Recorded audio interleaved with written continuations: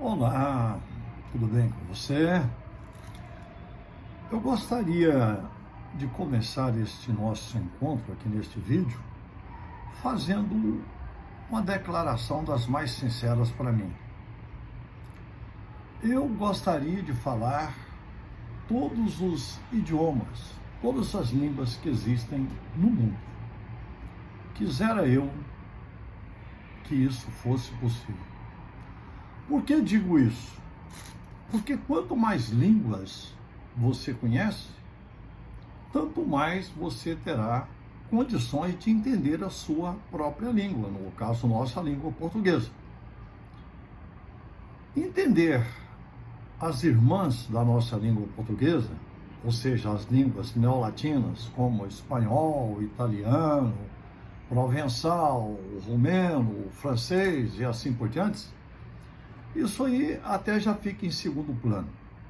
Porque é óbvio, né? Quanto mais conhecermos essas irmãs da nossa língua portuguesa, advindas do latim, ou seja, as línguas neolatinas, tanto mais entenderemos a nossa própria língua portuguesa.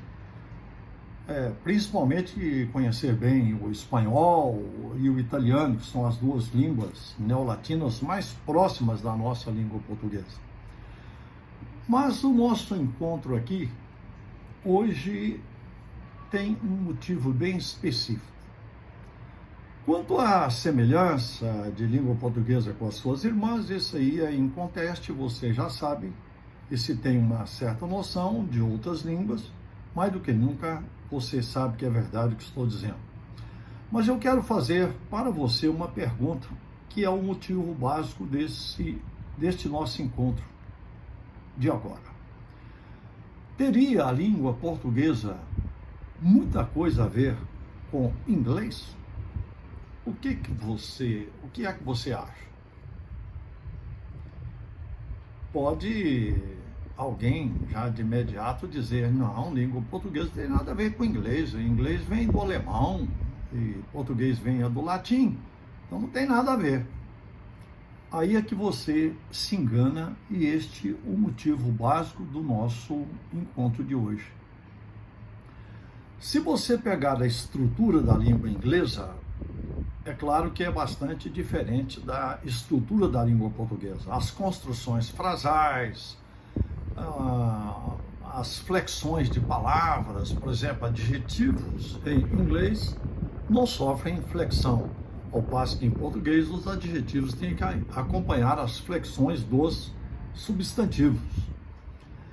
Mas, e assim outras coisas, é claro, a estrutura da língua inglesa tem muita diferença da estrutura da língua portuguesa.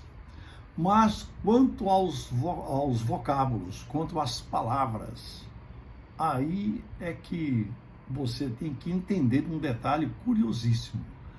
Sabia que mais de 50% das palavras de inglês clássico são oriundas do latim? Veja só, mais de 50%. Não digo aqui desse inglês que hoje se fala, que principalmente o inglês levado da Inglaterra para os Estados Unidos, levado do Reino Unido para os Estados Unidos, esse inglês tem sofrido muita influência de outros povos, dada a imigração exagerada, até meio desenfreada, que acontece nesses países, principalmente Estados Unidos, onde se fala o inglês. Então, esse inglês moderno tem sofrido uma contaminação muito violenta de outros idiomas. Mas se você pegar o inglês clássico, por exemplo, em inglês clássico, vamos lembrar de Shakespeare, aquele inglês usado nas obras de Shakespeare, aquele é o inglês clássico. Então, ali, naquele inglês de Shakespeare, que é o clássico, você vai ter mais de 50% de palavras latinas. Aí você pode ficar desentendido, mas a explicação é simples. Vamos lembrar que o latim, que é o que deu origem à nossa língua portuguesa, e todas as irmãs neolatinas da língua portuguesa, o latim era a língua dos romanos, era a língua dos Césares. E os romanos dominaram praticamente todo o mundo da antiguidade. Você conhece isso da história. Ali na Europa, então, o domínio romano foi violento, mas os romanos foram muito além, foram lá para o Oriente, veja só, lá na terra de Canaã, na Palestina, onde nasceu Cristo, viveu Cristo, lá com o povo judeu, com aquelas aldeias todas que existiam, os romanos estiveram ali e dominaram. E, portanto, levaram o latim até aquelas regiões todas. Quer dizer, aquelas línguas que nada tem a ver com o latim, acabaram convivendo com o latim. E apesar das resistências violentas, que principalmente os judeus tinham para preservar o idioma deles, o hebraico, mas mesmo assim houve influência. Não só na língua, mas também em alguns costumes. Vamos lembrar que o Império Romano tinha um comportamento gozado. Quando eles chegavam a regiões, como por exemplo lá na Palestina, a primeira coisa que faziam para estabelecer maior domínio era fazer conexão com aqueles mandatários da região que viravam reis, que faziam, né? Roma fazia o domínio em conexão com eles. E aí você vai ter cidades, por exemplo, construídas por mandatários judeus, como o Herodes o Grande, que construiu Cesareia. Cesareia é homenagem aos Césares. Você vai ver o filho dele, o Herodes Antipas, que construiu a cidade de Tiberíades para homenagear Tibério César, que era o César mandatário na época em que Cristo esteve naquela região. Então, o domínio romano e, portanto, a própria língua latina, né, o latim, isso foi violento, você sabe da história. Mas vamos aqui agora, então, retomar o que eu disse a você agora mesmo. Por que inglês tem uma grande influência? É muito simples, é que esse domínio romano se estendeu por todas aquelas regiões ali da Europa, e lá naquele complexo onde hoje temos o Reino Unido, o domínio romano foi inconteste. Você tem lá até hoje naquelas regiões, em diversas partes daquele complexo que forma o Reino Unido, você tem lá arenas, teatros e tantas coisas que mostram a presença significativa do Império Romano, com seus exércitos ali naquela região. Olha, e se o Império Romano dominou aquelas regiões ali, em grande parte, é lógico que o latim, que era a língua deles, influenciou todas aquelas línguas que existiam na região, entre essas línguas, o inglês, que era, né, uma língua predominante naquela época. Então vamos lembrar que o inglês que ali era falado no complexo do Reino Unido é uma língua que tem origem no alemão, é uma língua neogermânica, não é neolatino. E por isso, sendo o alemão pertencente ao grupo linguístico indo-europeu, então é lógico que o inglês tem a sua estrutura vinculada à estrutura da língua alemã, e foge isso à estrutura da língua portuguesa e, portanto, do latim. Mas quanto aos vocábulos, quanto às palavras e várias construções da língua inglesa, você tem a presença marcante do latim. Lembrando que eu já disse que mais de 50% de palavras do inglês clássico têm origem latina. Para você entender o que estou dizendo, vamos aqui a alguns detalhes. Você pega, por exemplo, um verbo como to drive, em inglês. To drive é dirigir. Dirigir um automóvel, um auto, uma coisa assim. Mas se você pega o to drive e soma ao in, drive-in, já não é apenas dirigir. Seria dirigir para dentro de um local. É uma construção específica. E você vai entender isso se souber que esse in acrescido ao to drive, para formar o to drive in, que é dirigir para dentro, esse in, que em inglês nessa construção significa para dentro, você tem em língua portuguesa também. O prefixo in, que você conhece em português, tem mais o sentido de negação, como, por exemplo, na palavra infeliz, na palavra inabitado. O in quer dizer não, ausência, sem. Você conhece mais com esse sentido. Mas nós temos também o in, que significa movimento para dentro, igual nessa construção, to drive in, que é uma construção de influência latina, esse in. E esse in, que quer dizer para dentro, você vai ter, por exemplo, no verbo injetar. Pega-se o verbo injetar, que vem da palavra jato, que está aí no meio, injetar, seria formar um jato para dentro. Então esse in aí quer dizer para dentro. Esse in que você tem também com sentido de para dentro, vai encontrar, por exemplo, na palavra inato. Inato. Quando uma coisa nasce dentro da pessoa, nasce com ela, pertencente à sua origem, à sua essência, nós falamos que é uma coisa nata da pessoa, mas não é bem apropriado dizer nata, é uma coisa inata. Natum, nato quer dizer nascido. E se nasce dentro da pessoa, é uma coisa inata. Então, se você faz uma coisa de forma natural e alguém pergunta, poxa, mas onde você aprendeu isso? Você fala, não, isso é nato meu mesmo. Esse nato aí não está muito com Deus, não. Você teria que falar corretamente, isso é inato.